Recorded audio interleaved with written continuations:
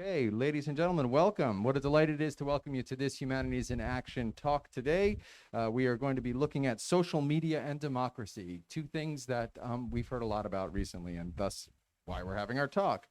Before we begin, I want to introduce myself. I'm Max Orr, the Executive Director for Carolina Public Humanities, and it's really a wonderful privilege to be here in Flyleaf Books. Let's put our hands together for Flyleaf Books. A true sign of civilization is indeed a functioning bookstore and independent bookstore. So great, thank you. I also want to thank some of our sponsors, the Cotton Merker Group at Morgan Stanley, Carolina Meadows, the retirement community in Chapel Hill.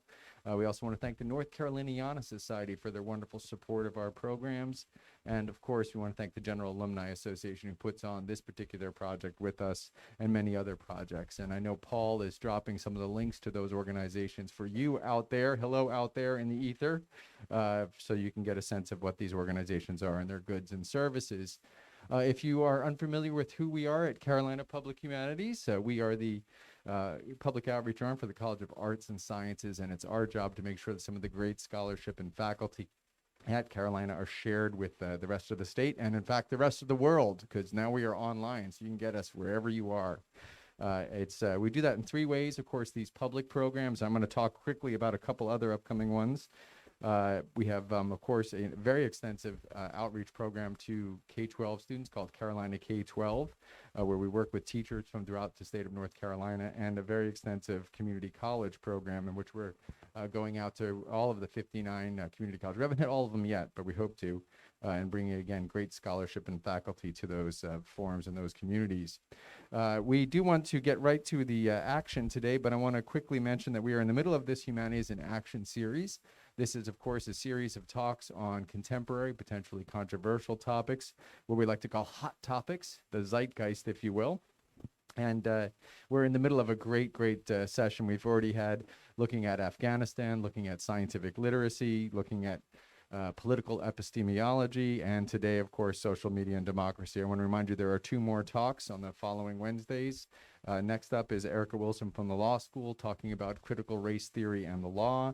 And then on October 27th, we'll have Christy Norris from our very own Carolina K-12 talking about teaching hard history in schools, and especially in our schools here at North Carolina.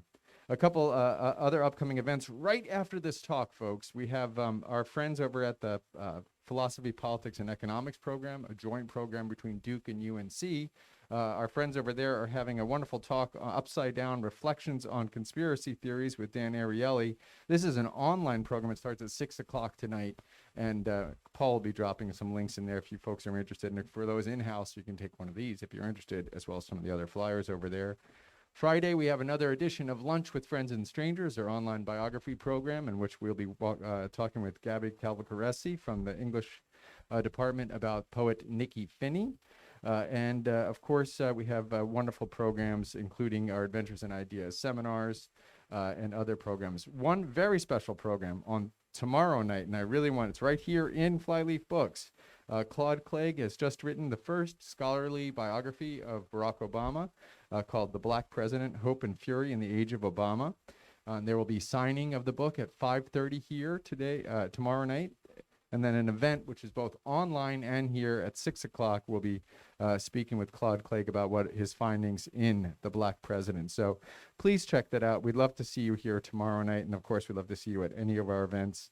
And check out humanities.unc.edu if you have any curiosity about other events, and if you have an interest in giving to our program and helping support our wonderful outreach efforts. Let's get right to it. It's a real pleasure to welcome back to Carolina Public Humanities Daniel Kreiss, who is the Edgar Thomas Cato Distinguished Professor in the Hussman School of Journalism and Media, and is a principal researcher at the Center for Information Technology and Public Life here at UNC. He's a product of Bates College and received his PhD in political science from Stanford University. He's been here at UNC since 2011. We've already done extensive work with him over the course of the last 10 years. He's the author of two books, Prototype Politics, Technology Intensive Campaigning, and The Data of Democracy, and Taking Our Country Back, The Crafting of Network Politics from Howard Dean to Barack Obama. I think I did those in reverse chronological order there, but they're both excellent books, and we can drop information on those in the links as well. Also, I mentioned just at the beginning, he's been very generous with his time with us at Carolina Public Humanities. We've even traveled out to a community college together, indeed. So we're really happy to welcome one more time to the Humanities in Action stage and to Carolina Public Humanities, Professor Daniel Kreiss. Take it away, Daniel. Thank you, and thanks so much for having me. And I'm just going to say up front, this is my first public talk since COVID, so I'm super rusty. It's been amazing to be just back in the classroom with students again and to sort of just start to recover some of these events. But they really are wonderful, and I'm a big fan of the Public Humanities program here because they're sustaining and they help build communities around us and communities of ideas. So I very much appreciate the opportunity to get off campus, to come to an amazing place like this and to be around people. But any hiccups in the presentation or bad delivery, it's all on me. I'm really rusty and out of practice. So I just want to apologize for that up front. So what I'm going to talk about today is social media and democracy, and do so in a very big and sweeping sense, which is to say, how should we think about social media and how should we think about democracy and what's the relationship between the two? There is lots in public discourse, in public policy making, in journalism that makes all sorts of assertions. Facebook is ruining democracy. Facebook is great for democracy. Twitter is ruining democracy. Twitter is great for democracy. What I want to do is at least provide a bit of a framework for how you should think about these sorts of things going forward that maybe clarifies some aspects of debate, that says a little bit what the research says, but also what the research doesn't quite say yet, and what questions we still need to know and what questions we still need to ask. So that's my aim for today, is really to just kind of give you a big framework. I'm not advancing, Max. Well, this isn't our first public program, so we have no excuse. Let's see what's going on.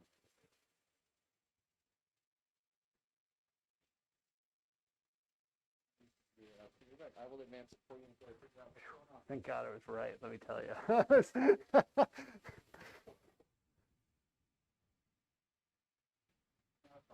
There we go. All right. Oh, there we go. Wonderful. Okay. So I want to ask two big questions for today. They're small questions, but hopefully I can give you a bit of an answer in 40 minutes. First, what are social media responsible for in democracies? Really big question. What I aim to do is synthesize lots of literature from all around the world, lots of comparative studies that have looked at this, and give you some big buckets or conclusions to think about this with. And second, how should we think about social media and democracy? And here I want to give a big shout out to my center, the Center for Information Technology and Public Life. We're an amazing collection of researchers. I'm not amazing. They are amazing. I just tag along. But colleagues like Dean Freelon and Tracy McMillan-Cotton and Zainab Tufekci and Alice Marwick and Shannon McGregor and Francesca Tripodi, a number of whom have books coming out. Maybe you'll see them coming out later. But we've been spending much of the last 2 years on UNC's campus to develop this framework for thinking about technology and politics in a broad way. And we focus on sort of 4 big things. First is that you have to put platforms and technology in relation to history, society, culture, and politics. That means that the ways that Facebook is used, for instance, is shaped by history and shaped by political interests and shaped by cultural norms, etc. It sounds pretty straightforward, of course, but when you look at public policy, for instance, often the assertions are, well, Facebook is doing this to democracy or the polity, not the other way around. So I'm going to walk you through that. Second, we have to not only think about social media, but social differentiation. There's different social groups in society. They often occupy unequal places on social structures. You have to think about those sorts of things. Who's doing what and why, who has power and who doesn't. Third, you have to think about political institutions in social media. It's not so easy to say Facebook is transforming politics. Sometimes political parties use Facebook to pursue their own interests, even though Facebook, for instance, might create a set of incentives for political parties in the long run. We want to tease those out. And finally, I'm going to end on a really, really, really hard question, which is what democratic values are we solving for? What do we want to achieve? What is that ultimate end goal of the good polity that we're ultimately working towards and we all value? It's a really difficult question. I'll give you some gestures in that direction for now, but hopefully we can have a little Q&A and a little discussion. Okay, so let me start out with this big question that really I very generously had a research leave this past winter, and I spent a lot of time, including up in the mountains, sort of thinking through this question. What are technology platforms for?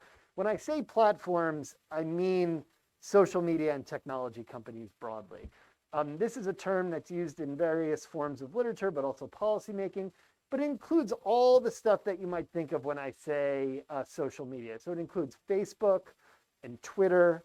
The kids are all into TikTok now. I don't understand it. Snapchat, right? Sites like Reddit, YouTube, social media, right? Things that people do with one another. They're not all the same. They have some key differences, which I'll talk about in a little bit. But the thing about platforms, it also includes things like Google, for instance, right? Google is not social media. It's a search index.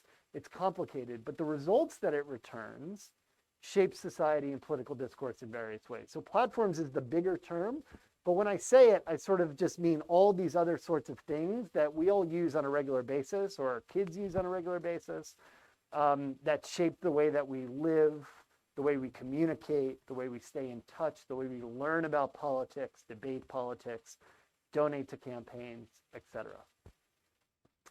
So this is hard to see. I'm going to walk you through it, though. I thought the screen would be a little bigger, but I'll say a little bit more about my argument for what platforms are responsible for and not responsible for, okay?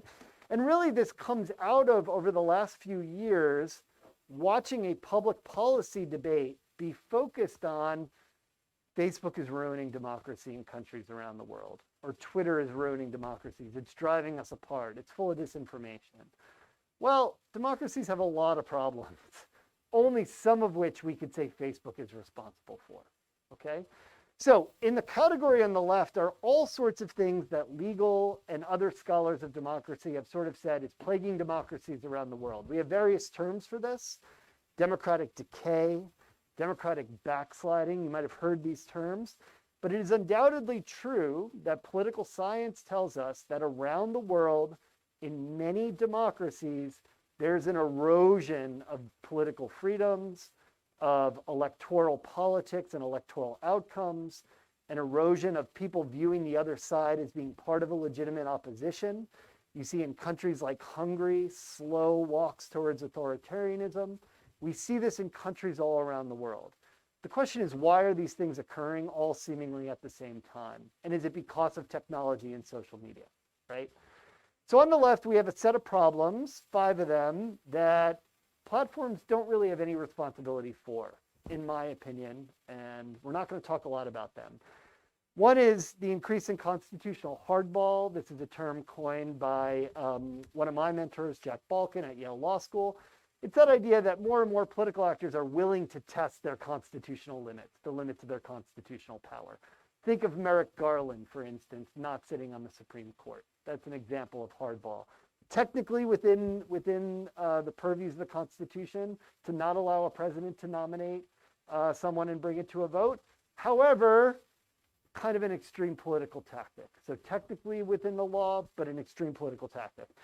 Second, the erosion of an administrative state, basically the decline of quality of services or politically motivated services, using the arms of government to benefit political supporters and punish opponents.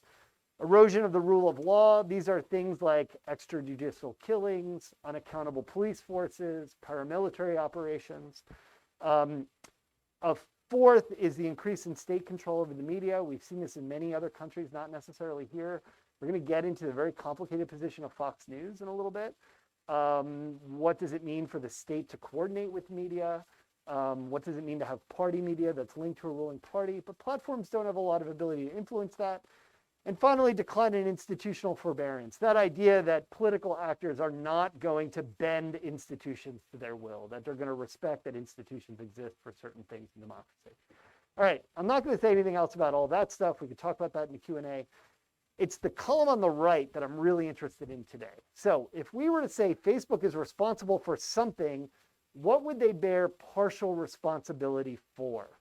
Here are the things that are going to be the subject of the talk for our next 30, 40 minutes or so. First, decline in mutual tolerance. Democracy is predicated on a base level of tolerance, that we can all sit in a room together regardless of our ideological persuasion, regardless of the parties that we belong to or the social groups that we're invested in, and we can tolerate opposing political views, opposing political arguments, and opposing partisans, right? Democracy is based on some base level of mutual tolerance. How much is an open question, but most democracy scholars agree tolerance is important to it. Second, relating to this, is democracies are predicated on a view that a political opposition is actually legitimate. In order to continue playing the game of electoral politics, everyone has to agree to keep playing it. And the only way you agree to keep playing it is to agree that the other side does not represent a fundamental threat to your way of life. That the other side is going to also be bound by the rules to continue playing this game with some degree of fairness. So most scholars of democracy say you need a system where partisans who are opposing one another at the end of the day say that is a legitimate as opposed to an illegitimate opposition in order for all of us to agree to continue having elections, right? The minute that doesn't happen, that opens the doors to authoritarianism or one-party state. Because if the other side is not legitimate, you're not going to be willing to give up your country to that other side. Third, the erosion of public faith in democratic rule. This is kind of self-explanatory, but that basic idea that democracy requires some sort of faith that democracy is a good system of government. We've actually seen poll results to show that maybe that's eroding, particularly among some partisans or among some generations. We'll talk more about that a little bit. Those are kind of public opinion ones up top. The bottom four are a little bit more institutions, right? Institutionals. First, the loss of gatekeeping in party nomination processes. Why do parties matter? One thing parties do is determine who gets to run for president and wield executive office. One very important thing that parties do across history, political historians tell us, is keep would-be authoritarians away from power. So countries that have generally had robust democracies and have kept it, it's really at the party level, the gatekeepers who keep populists or authoritarians or dangerous individuals away from higher office. We've seen this in country after country after country. The more that technology enables some candidates to be independent from a party apparatus that elects them, the more dangerous that system is for democracy, because it means that someone outside of a party structure can take power, let's say, through a primary election, right? Talk more about that in a little bit. Furthering state and ruling party media coordination. This is kind of the case of Fox News we mentioned before. But what happens when a president has entirely favorable media that just speaks to his own partisans? Where is the accountability mechanism in that system? When you don't have a lot of space for accountability, for public opinion to be an independent check on levers of power, when partisans are so sorted into opposing sides that they're just going to believe whatever the head of their ruling party believes, then that's an important loss of a check on executive power in particular, on party power. Facebook, Twitter, and other sites make that form of accountability harder because it makes it easier to drum up partisan opinion. The third, on the institutional side, the decline in public faith in institutions. You see this everywhere, particularly around COVID. COVID has actually exposed a lot of this. But that idea that medical professionals or Dr. Fauci or the workings of the NIH or the FDA are no longer to be trusted, no longer reliable. The modern state, modern democratic state, requires knowledge-producing institutions that enjoy widespread public trust. Once that starts to erode, in part through vaccine misinformation on Facebook, that starts to erode this idea of broader trust in democratic systems. And finally, decreased accountability of political elites and institutions. I alluded at this before. But it's this basic idea that as societies become much more polarized and you can mobilize partisan opinion, you lose a check on power. If you have one side that's always going to believe whatever your president tells you, even if that president lies or abuses power, you're losing an important democratic function. Technology, like platforms like Facebook, makes it more difficult to build accountability systems. Okay. Now, I'm going to spend the remainder of my time going into some of these things in greater depth and illustrating the way that they work. Okay. But why do I say partial responsibility, not full responsibility? Isn't Facebook causing all of these things? No. A big problem with our political discourse, and especially our policymaking discourse on Capitol Hill, we just did a big study of this, is that oftentimes blaming Facebook or blaming Twitter or blaming social media becomes a stand-in for all of our democratic problems. Why? Because it's easy. It's far easier to talk about Facebook's role undermining democracy than it is to talk about something like an growing extremism of a political party. Or it's a lot easier to blame Twitter for poisoning public discourse than it is to talk about racism, right? It becomes a non-political way of talking about politics. But the problem with blaming Facebook for everything is that it means we can't think clearly about what's wrong and what the solution should be, right? So in part, this is my work and my work in my center to sort of clarify these things. So what's the bigger framework and how should we think about these things and where do we see these tensions? Well, first, in order to understand US politics and any role technology might be playing, you have to understand American political history. You have to understand American society, American culture, and American political development over the last 30 years. Now, this is a massive talk in its own right, so I'm not going to spend a ton of time talking about it. But the story that I really want to focus on here is social sorting and social media, right? So what is social sorting? Again, this is small. Folks at home can see this more generally, but this comes from a very important recent piece published in Science called Political Sectarianism in America. And I'll walk you through it, so you don't need to read it, but here's the broad argument.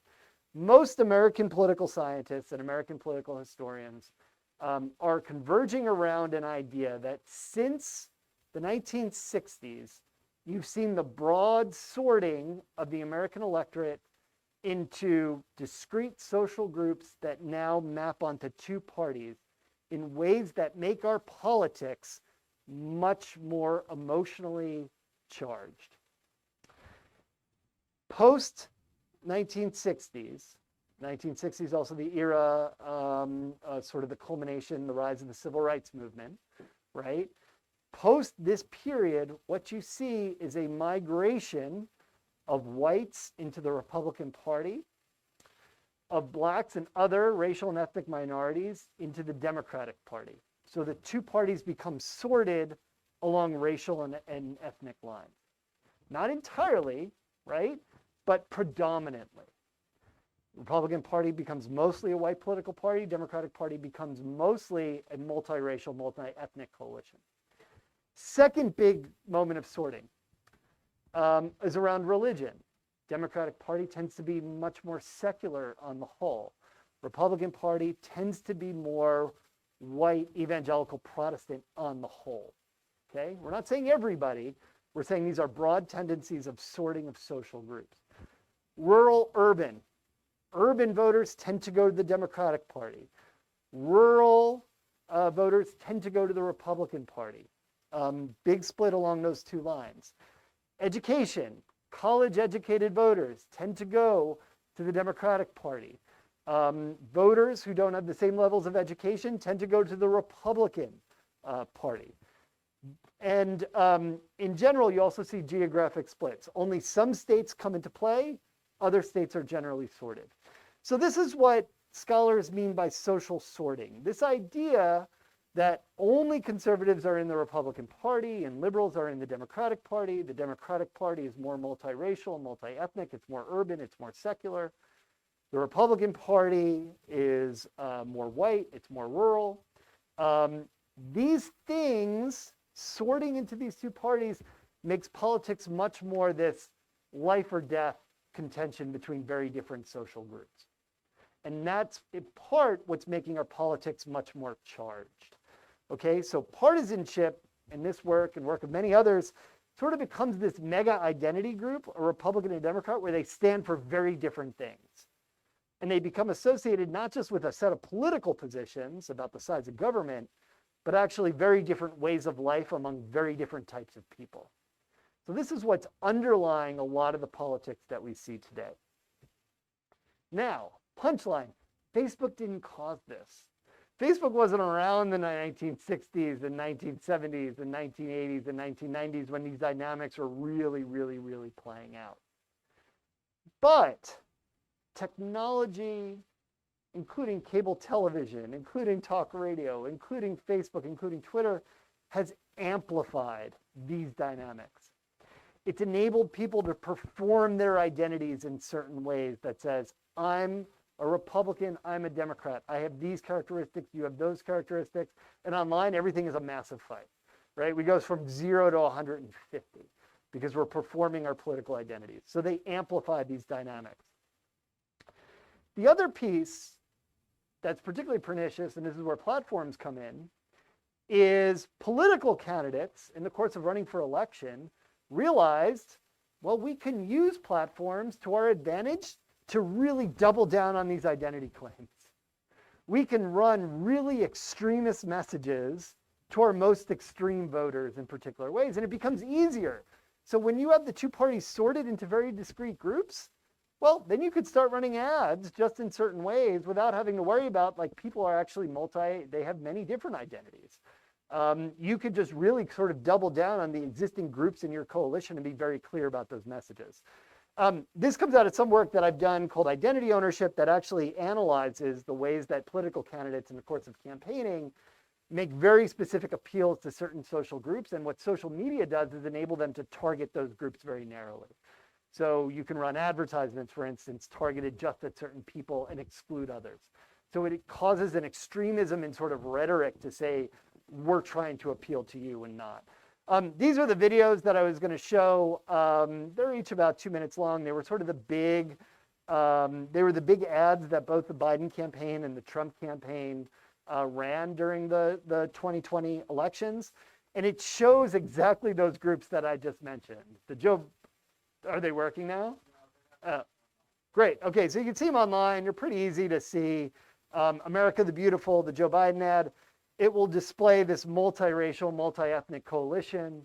It will, highlight LGBTQIA individuals. It will highlight urban cities, unions, right? Those groups already existing sort of within the Democratic Party as sort of being their big appeal. This is R10. One thing you don't see a lot of in Joe Biden's ads, Wall Street bankers, police, right? So the excluded groups, the groups that are not part of that vision, are very telling about where do the two parties fall when it comes to these bigger social identities. The Trump ad on the flip side, and you can find this, it's called America First, it's on YouTube. This video has like over 20 million views, by the way. So like these are very well consumed media on YouTube. But this is very different. You can even see it in the opening slide. So contrast what you just saw with Joe Biden from Donald Trump, right? Plays on a lot of military themes, safety and security themes, police themes, blue-collar worker themes, particularly in places like Wisconsin and Pennsylvania, those places that were very key to his electoral coalition in 2016. But again, it's signaling very clearly we're appealing to these particular groups.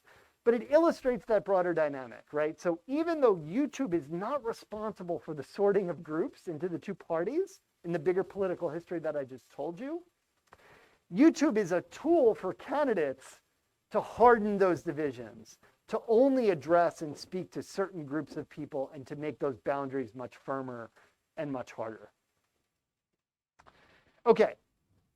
Social media's relationship to social differentiation. Here, again, we're talking about like what is social media's responsibility to democracy. This is a really tough one. I don't know if any of you all have seen in recent weeks, there was the Facebook whistleblower on 60 Minutes. If you watched her, this word is a really big word that we see everywhere. Polarization, that idea that Americans are growing farther apart from one another. And they're growing farther apart from one another on a whole bunch of different dimensions. There's a mountain of research literature on this. A lot of the work that I've done, along with colleagues, has sort of looked to tease out some of these different dimensions. Some of this is around ideology. So do Americans just have very different policy ideas? It turns out there's not a lot of support for that. Actually, Republicans and Democrats kind of agree on a lot when it comes to policy, particularly like the size of the welfare state, for instance. But where we're separated and where a lot of the action in this research shows is polarization along what's called affective polarization. This idea that socially you view Americans in the other party as being very different from you and you don't want to socialize with them. You have negative feelings about them as an outgroup. One great example that gets used a lot, right? How would you feel if your son or daughter married a person of the other party? And over the last 50 years, like the number of Americans saying they'd be fine with that has totally fallen off a cliff. So it's that idea that like there's something that makes people different, and that partisan identity shapes their social identity in certain ways. I mentioned the Facebook whistleblowers. So this is Frances Haugen. This is one of her statements, and just to read to you, right? So what was her story? She worked within Facebook. She found a lot of research that Facebook itself had done about the effects of its systems. To its credit, I just want to say that. I don't often credit Facebook, but here I'm going to say this. They conduct a lot of empirical research into the effects of their platforms. Now, they need to make more data public. They need to give more data to researchers. All that aside, it's to their credit that they produce research about what effects do they have. But you know, this woman obtained a bunch of it and went public with it, and that really sort of shined a light on what's Facebook's own assessment of the role that they're playing in American political life. So I just want to sort of just read this to you. During my time at Facebook, first working as the lead product manager for civic misinformation, and later on counter-espionage, I saw that Facebook repeatedly encountered conflicts between its own profits and our safety, and they consistently resolved those conflicts in favor of its own profits. So, and here we go, the result has been a system that amplifies division, extremism, and polarization, and undermining societies around the world. And here, some of the research that Facebook has led to actual violence and harms. It's even killed people in certain times. And all of it really is sort of done in the service of profit, according to the whistleblower, right? Facebook is a very powerful set of algorithms and an advertising system. They make money the more time you spend on Facebook. This is the argument. You make money the more time you spend on Facebook. What's going to be most likely to keep you on Facebook? Serving you up content you already agree with and highly emotionally charged content, right? So that's the core of the argument. Facebook is contributing to polarization. Now, did Facebook cause polarization? No, right? So this is the theme of the talk. Is Facebook solely responsible for polarization? Absolutely not. Not in a world of Donald Trump, and not in a world of other political elites who are willing to harden those identities like I just showed you. But do they contribute to it in some way? Yes. In part by amplifying certain types of content and not other content, right? But this isn't actually as easy as it might seem. And this is one of those wrinkles that I want to add into the story here. So why are polarization scholars, the people who are concerned with this concern? Some of the things that we talked about earlier, loss of tolerance, this idea, right, that you can tolerate people of opposing political views. When everything becomes invested with moral stakes, it's a lot harder to view that other side as being being willing to tolerate that other side. Loss of legitimate opposition, right? At what point does a member of opposing party, if they have views reprehensible to you, actually become legitimate or illegitimate? Loss of social solidarity, again, that basis, that cohesion, like we're all Americans, we all have a stake in the future of the country. Polarizing and polarization might erode that. And finally, I love just this joke with one of my collaborators, Shannon McGregor. There's a limited dating pool, right? So this goes back to that social story I told earlier, right? In essence, if you tell your son or daughter, no, you can't marry a Republican or you can't marry a Democrat, well, that takes away like half the country, you know? So, you know, broadly, social polarization sort of leads into fewer dating options. Okay. Now, the wrinkle in this literature is this, and this is a really big one. So a lot of scholars of democracy have been very deeply concerned about Facebook and polarization, for instance, especially since 2016, and have made a set of arguments that Facebook is driving us to be more farther apart from one another. However, and this is where Facebook becomes very complicated, and Twitter and other systems. If you take inequality out of that view, then you're not really understanding the dynamics. So on the other side, scholars of Black Lives Matter, scholars of racial justice movements have made two big arguments. The first is that claims for equality have always been polarizing because they challenge the power of dominant groups. And guess what?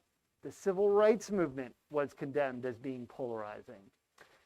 Ida B. Wells was condemned as being polarizing in her anti-lynching campaigns post-Reconstruction.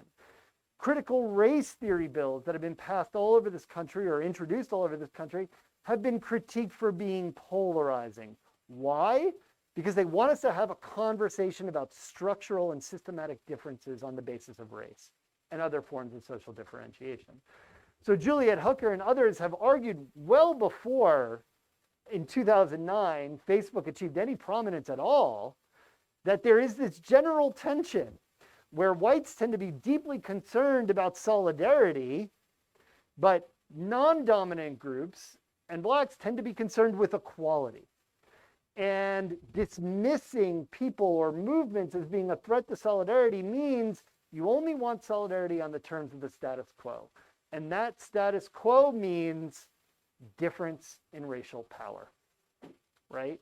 So one thing that Facebook has actually done and Twitter has done, and we have really robust research on this, it's enabled things like Black Lives Matter to achieve unprecedented scale, to be the dominant and most visible and largest social movement of this century.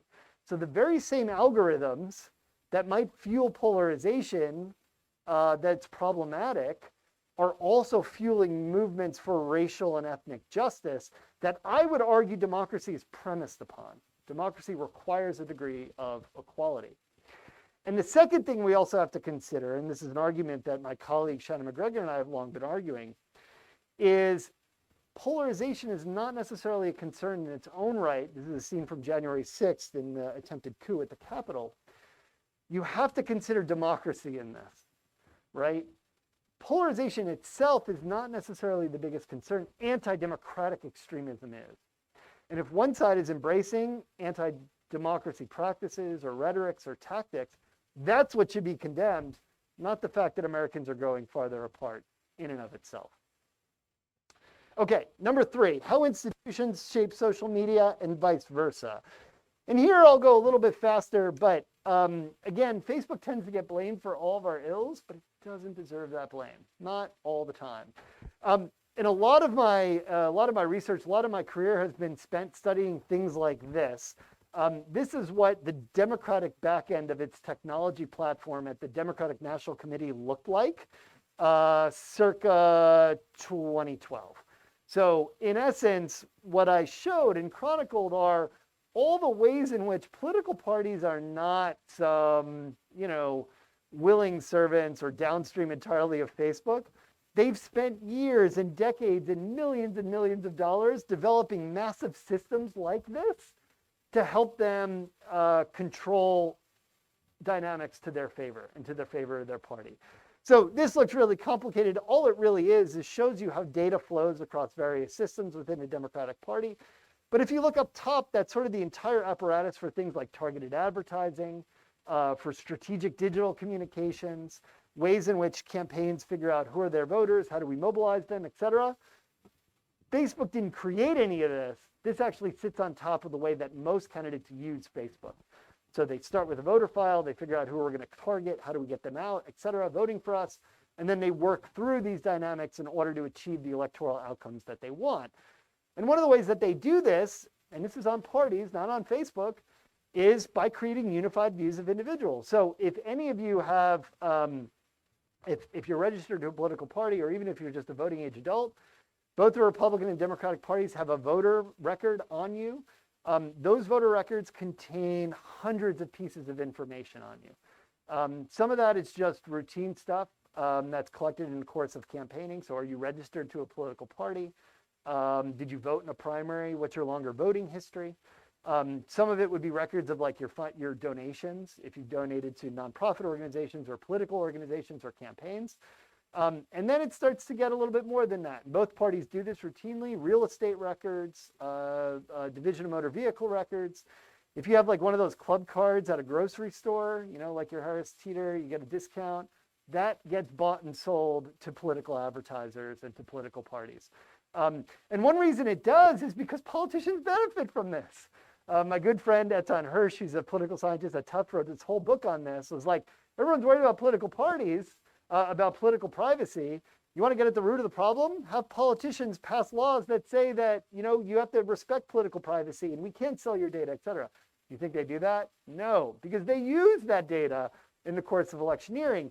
And what they want to do is create what they call a unified view, but they want to figure out, you're this individual watching this TV and this email account, and you're this Facebook profile, you're that Twitter handle. These are the petitions that you've signed. They want to create a deep profile of every person to figure out how can we send them messaging in order to increase our vote share and the vote share of our side. Again, this has nothing to do with Facebook. Well, a little bit to do with Facebook. Facebook facilitates some of these things like advertising, but the problem actually originates far upstream from that. It's the problem of us regulating political privacy in this country. So how do candidates use these sorts of things? And here's just a few examples from Facebook, from their ad archive from 2020. Well, they build lists. So they run lots of advertising like this. Do you approve of President Trump? Take the survey. Guess what? They don't really care what your answer is. What do they want? You click that little box. They want you to give them your email address. Because then once you give them your email address, they can run ads to you on the basis of your email address, directly targeted at your profile. So a lot of what politicians or campaigns do on both sides of the aisle is try to generate data through ads like this. On the right, it just shows you how big the ad was, where it ran, who saw it, based on some characteristics that Facebook said. They do lots of fundraising, right? So they'll use Facebook ads for fundraising. July 4th sale, right? Give us some money, use the code FLAG, you'll get a discount. You also give us your email address, right? Because that's really important.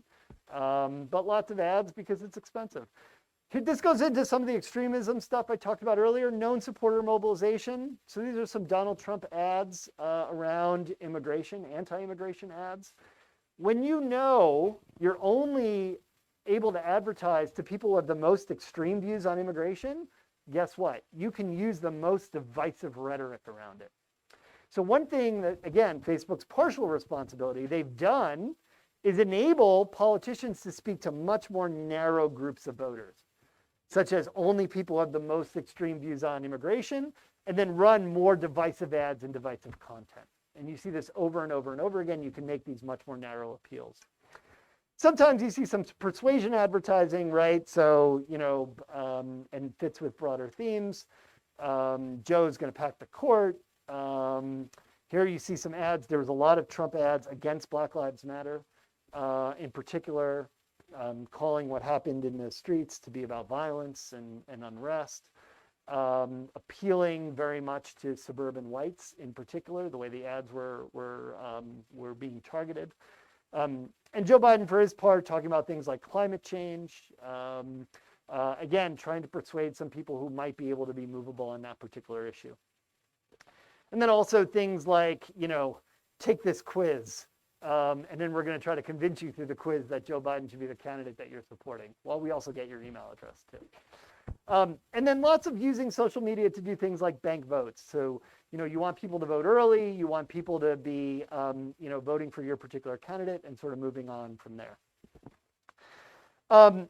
Importantly, during this election, I think this is where we really saw this intersection of what political elites were doing and what platforms were doing. And this was the really big flashpoint around voting misinformation. What falls under various categories on platforms, including things like civic integrity policies and the like. But what you saw is that platforms, for the first time this cycle, started to take their role seriously to protect the vote. And this happened very haltingly, very problematically. But here's one example of ways in which politicians like Donald Trump were using Twitter to talk about things like vote fraud, urging their supporters in this particular case to actually vote twice, to send in your mail-in ballot and then show up at the polling place. And if they let you vote, then your mail-in ballot was never counted. That's illegal. But he was using social media platforms to push this message, with people pushing back on it, et cetera. And Twitter ultimately then starting to take action. So this is an early example. Here they just said, this violates our rules, but it's in the public interest that you see it. That was early on. I'll get to a few examples later on. By midsummer, heading into fall, they started taking this stuff down or putting it behind various mechanisms to prevent people from engaging with it in some particular way. Stop the Steal, another great example of ways in which offline politics meets online organizing and the like. And this is, again, why I say Facebook has partial responsibility, not full. Stop the Steal, the events that were happening right before the attempted coup on the US Capitol, was not wholly a Facebook phenomenon. Sometimes we talk as if it is. It's in part a Trump phenomenon, in part a phenomenon of the entire Republican Party, including aiders and abettors and enablers across the states who are casting doubt on a legitimate election and on a fair election. And then, right, an hour before the Capitol was breached or so, Trump himself giving a speech about a stolen election and putting things in terms that they're taking away your way of life, it's an illegitimate election, et cetera. Were people organizing on Facebook? Yes, 100%. Was Facebook slow to respond to that and take action against that? Yes, 100%. Do we need more data to understand that? Yes, 100%. But don't take this man out of that picture. Don't take the Republican Party out of this picture, because they created the context within which people were organizing on Facebook around a stolen election, right? So all these things are working in dynamic interplay with one another. My plea is simply don't put it all on Facebook, right? This is in some ways the failure of a political party, a failure of a political party on the whole to stand up and clearly reject lies that were being told about the election. And then the last piece of this, and this is a social media phenomenon that's now feeding back into politics, is QAnon. I'm not going to go down the rabbit hole that is QAnon right now, except to say I have a very, very, very talented undergraduate student who's working on a research project with me now that analyzes how QAnon themes get talked about by Republican congressional candidates, where they actually embrace various forms of QAnon symbols and imagery and conspiracy theories, including 2 elected Republican congressmen. But it's that idea that an online conspiracy theory and movement would also be part of the Republican Party coalition going forward. That strikes me as a difficult social media problem to start to disentangle. And in fact, all the major social media platforms in the US now take down QAnon content. Okay, here's where I'm going to end. What democratic values should we be solving for? This is a really difficult question. So I published a piece last year with one of my research assistants, Bridget Barrett, who's an expert in political advertising. We did this big project where we looked at all the political ad policies by Facebook, Twitter, Google, Snapchat, all the big ones. We tried to figure out, well, what are they allowing? What are they not allowing? How do they define politics? And then what are they solving for during lots of debate around the elections and policy changes? And what should they be solving for? Was sort of that bigger left unsaid sort of moment. And what really sort of spurred us on this was, I don't know if you remember this, but Twitter last year made this decision to stop all political advertising globally. This was Jack Dorsey's thread. Political message reach should be earned, not bought. And then he sort of gives this sort of tweet thread that sort of explains his position. Basically everyone should just be able to opt in. Advertising is really powerful. It's not actually. We have lots of political scientists that science that says ads are actually not all that powerful. But in general, like the big issue here is that, he doesn't want Twitter playing a role in political polarization, and people buying influence through paid advertising, et cetera.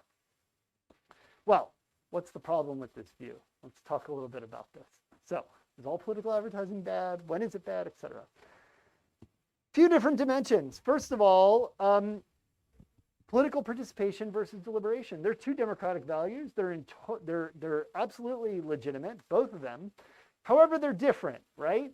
Where do we draw the line between promoting participation? So this is a Liz Warren ad from the previous election, which is designed to mobilize supporters. Here, making an appeal on climate justice. Wouldn't you say that people seeing an ad about climate justice who were then enthused to vote for Elizabeth Warren and that got them out to vote was a good thing? I think most people would, right? If that got somebody to go out and vote, that's participation, right? Deliberation looks very different. Deliberation would be, we're going to present both opposing sides around something like climate change, get them in a room, you deliberate, you learn, but maybe that might make people less likely to vote, right? That doesn't sound entirely good, although deliberation as a whole is not necessarily a bad thing. So we have to think about this trade-off between systems that reward participation versus deliberation. Another tension that we see in a lot of what political platforms do, are they solving and want to build a broad civil social solidarity, right? This idea that we're all Americans, even though it might be less mobilizing, versus an in-group solidarity, right? Now, there are clearly negative examples of this. I would say these ads, which are highly incendiary, again, likely geared towards people with the most anti-immigrant views that are being targeted. This is a national emergency, very clearly sort of calling people to action, I would say even to arms. And in fact, the shooter in El Paso 2 years ago cited the same rhetoric as was being used by the Trump campaign in a lot of ads. Clearly negative, right? So should Facebook then get rid of all targeted advertising to make sure that groups wouldn't be able to appeal to narrow slices of the electorate? Well, then what do we do with the NAACP that wants to use the same systems to mobilize and register black voters, right? Is all targeting bad? No. So it's a hard problem to solve. These are the trade-offs that platforms have to think through. Oftentimes they don't do it deliberately. That's the problem. This is my favorite slide. So when Jack Dorsey said, it's really bad when people pay for political speech, and part of us are like, yes, that's right. Money shouldn't buy politics. You should be able to organically get your message out, and money corrupts, et cetera. Well, who did that ban? Who did that benefit? And who did that disadvantage? Donald Trump has had 67 million followers when I pulled this down 2 years ago. All the Democratic 2020 candidates had 26 million followers. Guess who doesn't need advertising to get their message out? Donald Trump. He doesn't need any ads on Twitter. Democratic candidates, they need ads on Twitter, right? So inadvertently, we argued this pretty strenuously, me and my colleague Matt Perot, who's now at UNC, we stole him over from Duke. I'm very proud of that. Wrote a piece in the New York Times after Twitter announced their policies that said, look, this is going to hurt poorly funded candidates. It's going to hurt all sorts of groups that are doing advocacy work to register hard-to-reach voters, particularly the Democratic Party's coalition, which tends to be younger voters, non-white voters, people of color, harder to reach, harder to mobilize. We know this. It's going to hurt them. Not only that, this is the real move by Twitter, and Twitter's genius. Twitter's system of saying no political ads meant, guess what? BP could run ads for gas, all they wanted. They could promote SUVs. They could say, we're a green company. We're doing all this stuff. Drive your SUV, use your gas, etc. That's commercial speech for Twitter. Guess who couldn't buy an ad against BP and their environmental policies? The Sierra Club. They were banned. But BP and every other corporate commercial entity, no problem buying ads on Twitter. More restrictions, any organization that was fighting, right, against any of those corporate policies. So inadvertently, Twitter made a deeply bad decision, but it had all these negative externalities that they just didn't think through. Part because a lot of policymaking at platforms get made in deeply reactive ways. And just to wrap up, a few things. Electoral safeguards versus electoral fairness. Post-2016, once we saw that Russian operatives could buy lots of ads and pervert the political system, all the major platforms rolled out new verification systems, et cetera. Well, guess what? It just made it a lot harder for poorly funded campaigns to actually run political advertising, because now they had to run through a lot of hoops that well-funded campaigns just hire a consultancy to manage all their things for. So it actually raised the burdens on poorly funded candidates and actually skewed the playing field so that deeper pocket candidates would actually benefit to run ads on things like Facebook. And then finally, flood political speech versus no paid political speech. So this is something that I'm working with a lot of my colleagues at CTAP now. What happens when states like Washington create more restrictions on political advertising? It actually leads platforms to just cut off all of their political advertising. And for all the reasons I mentioned before, that might not be a good thing. Then candidates are more contingent on, let's say, running mass media ads on your television, which is actually more expensive, relying on consultants. You can't imagine, for instance, AOC or her career, regardless of your politics, without social media and social media advertising. It's what launched her career, what enabled her to take on a well-funded Democratic incumbent.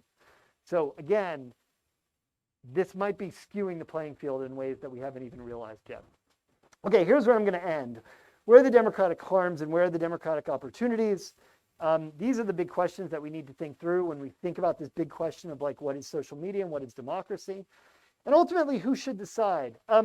This is really difficult. We're at a moment, I'd love to hear people's perspectives in a Q&A, right? Trump is suspended from all the main US platforms. Most recently, in June, Facebook for 2 years, based on their own policies. Twitter has more of an indefinite ban. Is that right? This is a difficult question. Here's where I fall on it. And this is my last slide and sort of where I'll end. In essence, what we see in the US is growing counter-majoritarianism and illiberalism of a major US political party. I think this is on full display during this election. You saw it in January 6th. You saw it in a rollback of voting rights that are taking shape around the country right now. And oftentimes, this rollback of voting rights is being targeted to people in America who have long been subject to things like voter suppression and disinformation campaigns. There's a racial component of it, but also a partisan component to it because these things are now mapped onto each other.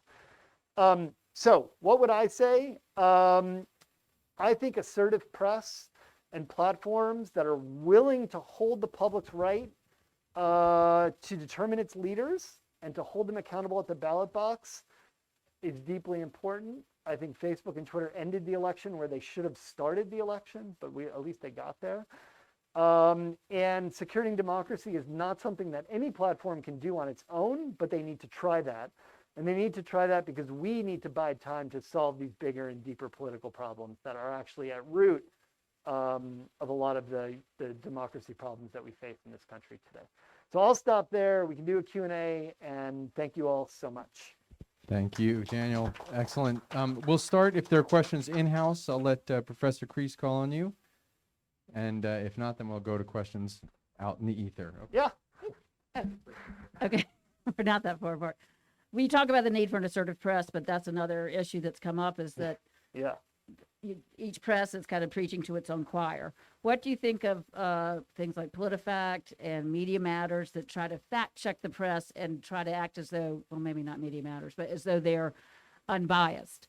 Or is there any hope for them teaching through Facebook and other platforms how to judge the media for yourself? Yeah. So they're not hurting. And I think, like, unfortunately, this is like a lot of my view on these things is like, as long as they're not doing any harm, they can be doing some good. So we should run with it. I think fact checking is great. It's a wonderful journalistic development. And we actually have really good research now that shows that under certain conditions, fact checking works. It can change misbeliefs and misperceptions. Great. Yeah. So this is where things get difficult, right? Generally around non-politicized issues, right? So on issues where people don't already have strong identity groups or partisan groups telling them what being a good Republican should believe or a good Democrat should believe, then a fact checker can come in and say, look, you have a misperception. We can correct that in some way, right? Early on during COVID, you actually see this. So early on during COVID, before it became politicized, people didn't have a lot of opposition to wearing masks. People didn't have a lot of opposition to basic safety measures. In fact, we have early surveys that showed widespread Republican and Democratic support around things like masks early on in the pandemic. What changed? Well, politicians started politicizing the response to COVID. And once that happened, people then came to see, well, wearing masks is actually not just about keeping people safe, this is something that has to do with my identity and what I should believe in my own freedom, right? But that was something that politicians helped drive by politicizing it, yoking it to an identity, and a commitment to freedom in sort of a broad and abstract sense. In those contexts, that's when fact-checking starts to not have large effects. And the reason is because social identity matters in terms of what people are willing to accept as true. They engage in things like motivated reasoning, which we talked about early on, which is to say, people often will arrive at what they want to do because they're motivated to seem like they're in the right or to get the right answer or the answer that's most consistent with their own prior beliefs or social identities. The third piece of that is selective exposure, which means they're only going to expose themselves to fact checks if they're generally undecided. But if they already know what they think and they know a fact check's going to be wrong, they're just not going to read it. They're not going to engage with it. In fact, there's also research that shows on these deeply politicized issues, what happens with fact checks is that they become weaponized by partisans, right? So if you're, let's say, running a campaign for a gubernatorial candidate and his opponent was just a subject of a fact check, well, you're going to take that fact check and you're going to run it as an ad to show that person up on the other side. You're going to rally your partisans to be like, yes, look at that fact checker. On the other side, they have a lot of incentives to discount it. Oh, that journalist never considered this or never considered that, et cetera. So they're open to contest in those contexts. So that's why, in general, we know fact checks work around non-politicized, non-salient issues. They tend to have a challenge changing minds on issues that are deeply entrenched. Okay. Do we have questions from the audience in-house? I have a question. We also welcome questions on the question and answer button at the bottom for those who are watching out in the ether. I have a question for you, Professor Kreiss. Mark Zuckerberg claims very loudly that he wants regulation, that he would like to be regulated. Would regulation, government regulation, work? Is he being honest? And what do you think about the idea of government intervention to somehow prevent these issues, this development? Yeah, so that is a great question and a deeply complicated question. So I guess here would be my answers to this. I do think Mark Zuckerberg wants greater regulation in part because the playing field is deeply uncertain as it is. Part of the challenge is that Facebook is operating in a world where the Federal Election Commission hadn't had quorum, for instance, for much of the last election cycle, so they couldn't set rules around what should disclosure look like or what should transparency look like. And in fact, a lot of the safeguards that I talked about, things like the political ad transparency database, things like disclosure and verification, all that is done voluntarily by Facebook and by Twitter because there's no functioning FEC that says these are the ground rules that every platform should have to abide by. I honestly think Mark Zuckerberg doesn't want to make those decisions for himself in those contexts. He is looking for Congress or for other regulatory bodies to actually act and set the ground rules. And I'll say as a researcher, I've seen this very clearly. When you have a system without regulation, in essence, you get 12 different rules for 12 different platforms. So we have this great slide from this big research project we did last year that put together this massive spreadsheet that showed all the difference between every major platform and how they set their targeting capabilities, the data they could use, even down to the definition of what's a political ad. You had 5 different definitions. So think about if you're a political campaigner, that would drive you nuts. Yeah, you'd be like, well, how am I supposed to know it's a political ad here, but not here? But this is the problem with the lack of regulation, is that there's a lack of standardization or a lack of uniformity.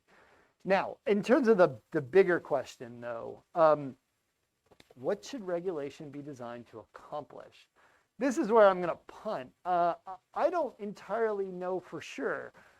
This is deeply complicated. I think there's legitimate arguments on both sides that doing things like breaking Facebook up, for instance, that's through an antitrust or on competitiveness grounds, would actually result in greater insecurity in some ways, because in essence, you might have a proliferation of platforms, only some of which will do things like act in the context of, let's say, shutting down disinformation or creating strong policies. In fact, we've seen across a number of platforms, like TikTok's work, for instance, on civic integrity looks very different than Facebook's work on civic integrity. So in some ways, having a larger platform that we might treat as infrastructure might be actually more robust. Another challenge, but I can see the other side to that too, is that Facebook also has outsized market power and is willing to use it to its advantage. Another challenge is that in the US, this runs against the First Amendment. In general, we protect the rights of private businesses to make their own decisions about how their businesses are going to be run or what sorts of speech is going to take place there. And this is where things get really difficult. In the US, we don't have a law, and it's unclear if we could have a law that prevented things like election disinformation or any of the things that Trump said during the course of that election. The First Amendment protects Facebook from Trump, not the other way around. So the fact that Facebook and Twitter could act against election disinformation was because they weren't governed by the First Amendment, because they were not a government entity. They didn't have to fit within the accords of letting people speak. They could take action against things like hate speech. So it's not entirely clear we should regulate in consistent with the First Amendment. In fact, we've seen a bill, I believe, in Florida that made this grounds that like you can't deplatform people, or you can't, censor their speech in any way in accordance with the First Amendment. I think if that were the rule of the land or law of the land, you'd actually see a lot more disinformation than we see currently. That doesn't seem to get at the problem for me either. Where I would ultimately fall is this.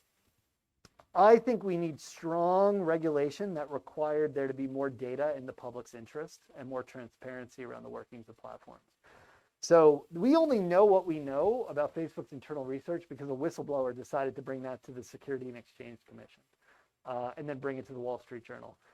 I think that data should be forced to be public. I think companies should have to deal with public audits of the safety and security and their efforts in protecting democracy, and I think it should be premised on good data. I think they should be forced. There's a bill in front of the EU now, or being working through the EU, about how should platform companies be mandated to grant researchers access to their systems so that they can study some of these effects, so that we'll actually know what interventions do we need when and where and why. So we need much better understandings of these things. We need greater disclosure, not just of things like paid content, but also of like algorithmic workings and the sorts of decisions that companies are making to prioritize some content and not others. We need greater public justification of these sorts of things.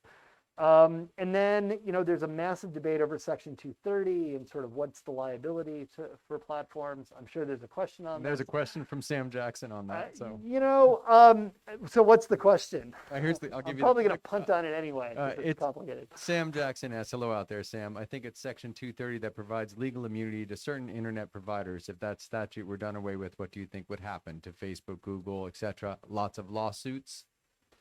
Yeah, so obviously there would be a ton of lawsuits. I mean, it just strikes me that platforms wouldn't be able to operate on the same scale as they are now. Or on the flip side, because Section 230, in essence, prevents Facebook or Twitter from being liable for content that people post, what would likely happen is that these companies would start taking down almost everything that potentially could run afoul of some law. They would be very robust in taking all sorts of stuff down.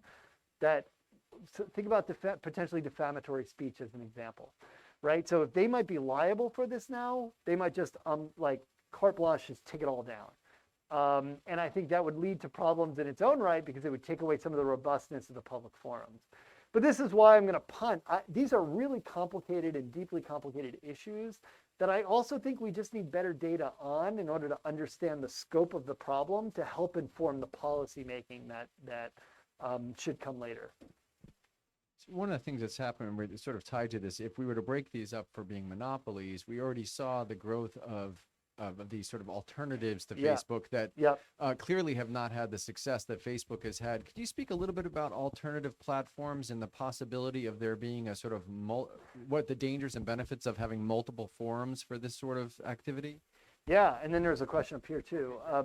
So one of the things that you saw for a brief moment in time during the election cycle itself and then afterwards is that when Twitter, for instance, started to place restrictions on Trump's account for content that violated their policies, you saw this flood of conservatives to this site called Parler, this platform called Parler, which was meant to be this conservative free speech site and free speech zone.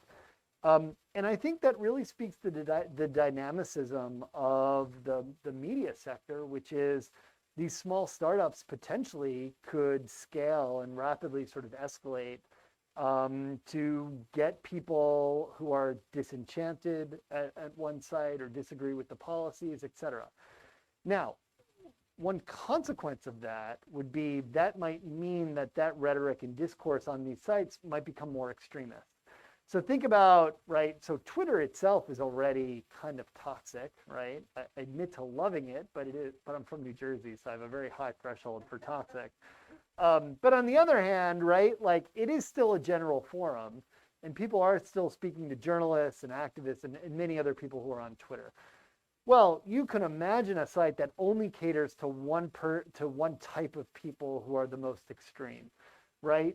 Then that platform would quickly grow, we would sort of imagine, to be the most extremist in content, the most toxic in content, right? The place where all of a sudden now you might have avowed white supremacists interacting with Republican Party leaders because they're all disenchanted with Twitter. I don't think that would be a good thing either. So this is where I think like some of the very real concerns about breaking them up.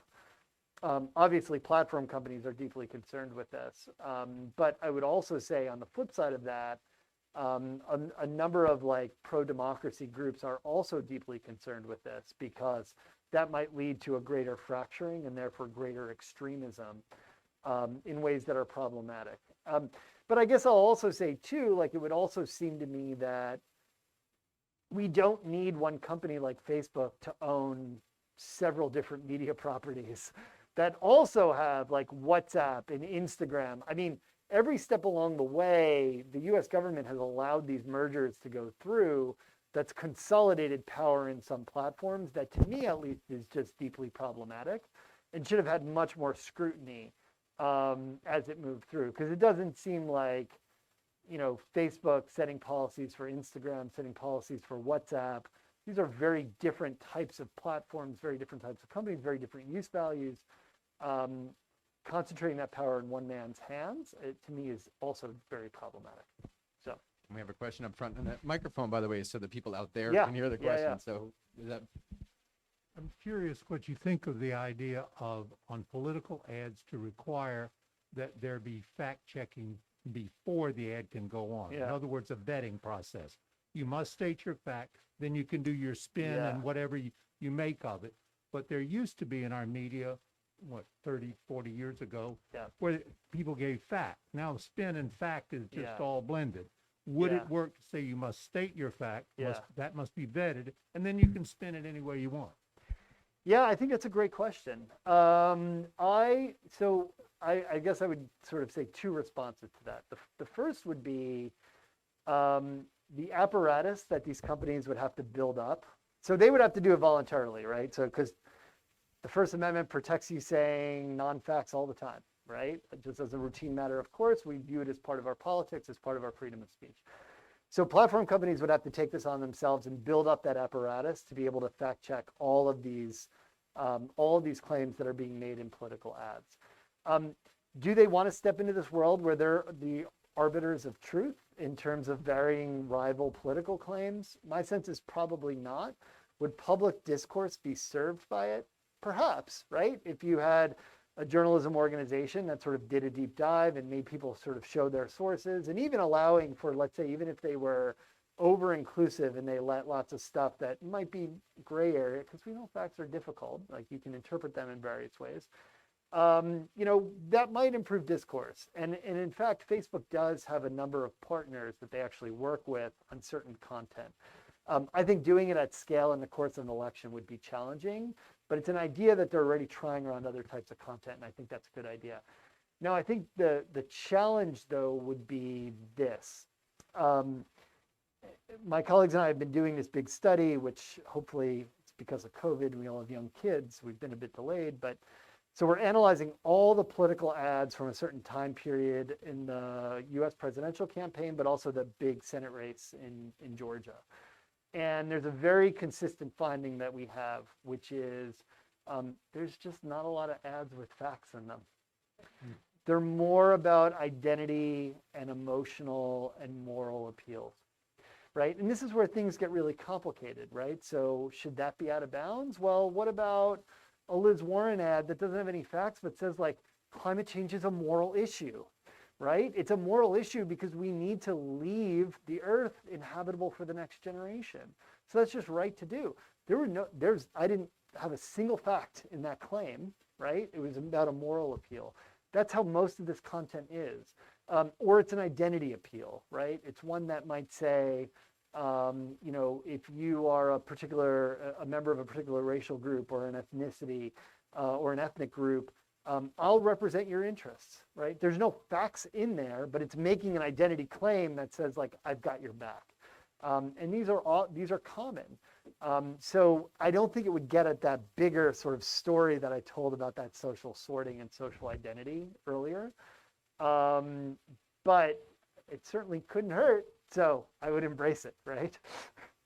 So Jane Rattery had asked, what has happened to Parler, by the way? And I would just add on to that. Are there any attempts in the work you do to look at those types of smaller niche social networks and their impact? Yeah, so what has happened to Parler? Well, so here's one of the challenges, and I think that this is a challenge for companies entering the market.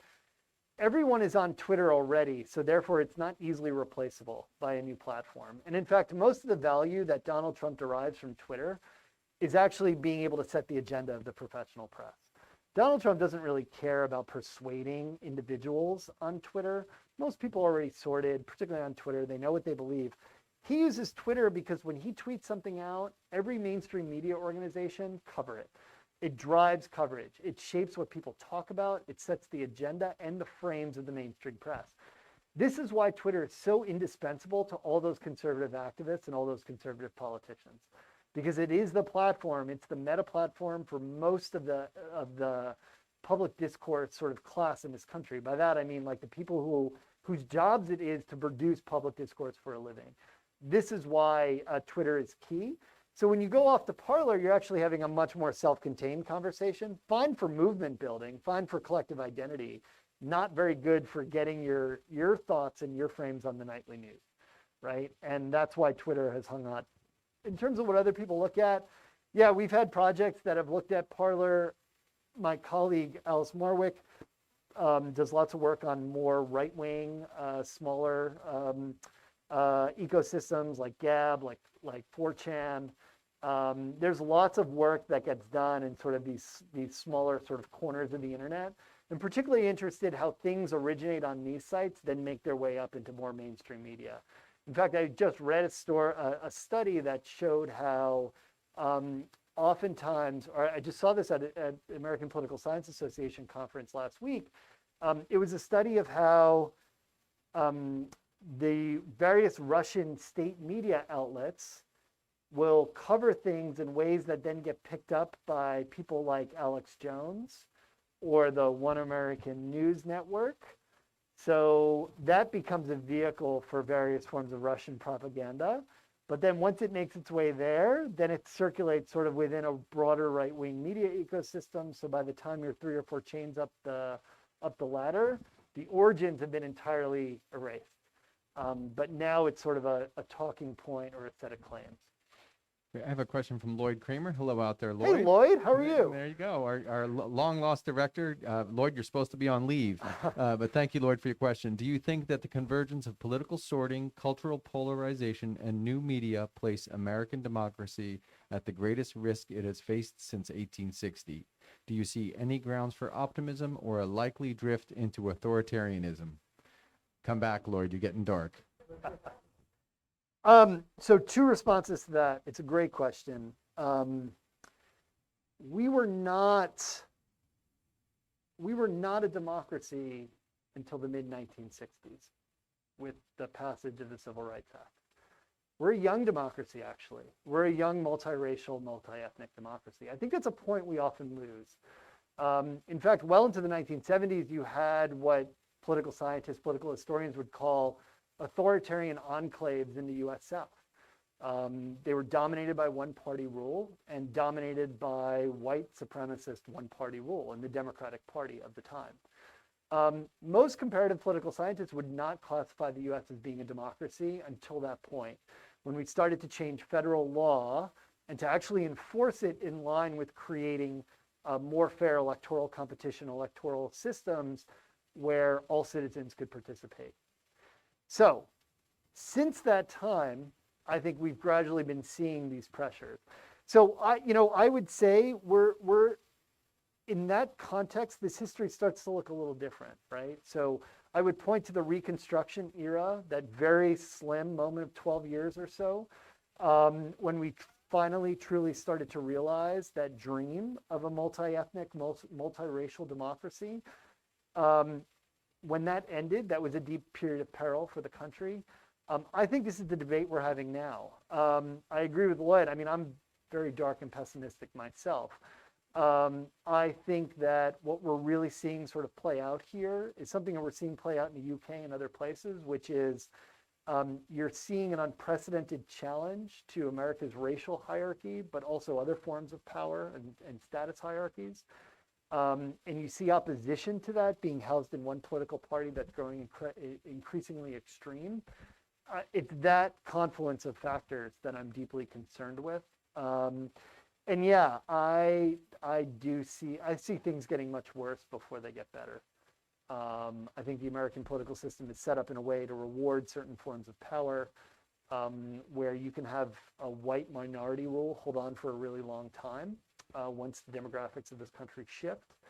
So I see things growing more extreme with no clear way out. So I hate to be dark, but that's where my own thinking is right now. Well, I do think it'll be important that we continue to have these discussions and humanistic reflection and dialogue to at least think our way through what the solution might be.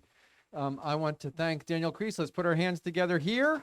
And you folks out there, thank you for joining us. I want to remind you, just one little piece, and I know Paul dropped this in our online content.